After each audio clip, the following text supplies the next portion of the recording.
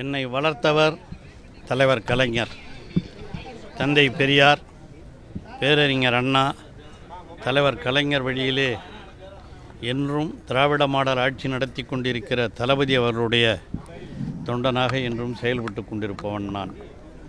அந்த அடிப்படையில் தமிழக முதல்வர், கழகத் தலைவர் தளபதி அவர்கள் எடுத்த சட்ட நடவடிக்கைகளின் காரணமாக சட்டபூர்வமாக நான் இன்று இந்த பொறுப்பிலே அமர வைக்கப்பட்டிருக்கிறேன் என்று சொன்னால், அதற்கு எங்களுடைய தமிழக முதல்வர் தளபதி அவர்கள் சட்டபூர்வமாக எடுத்த நடவடிக்கைகள் தான் காரணம் என்பதை யாரும் மறுக்க முடியாது.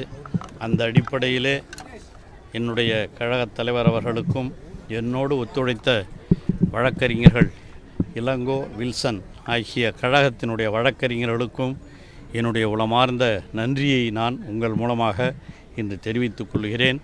நிச்சயமாக இந்த சட்டமன்றத்திலே கிடைத்திருக்கிற இந்த தீர்ப்பு என்பது உங்களுடைய எல்லோருக்கும் வழிகாட்டுதலாக இருக்கும் என்ற நம்பிக்கையோடு நான் உங்களிடமிருந்து நிறைவு செய்கிறேன். நன்றி, வணக்கம்.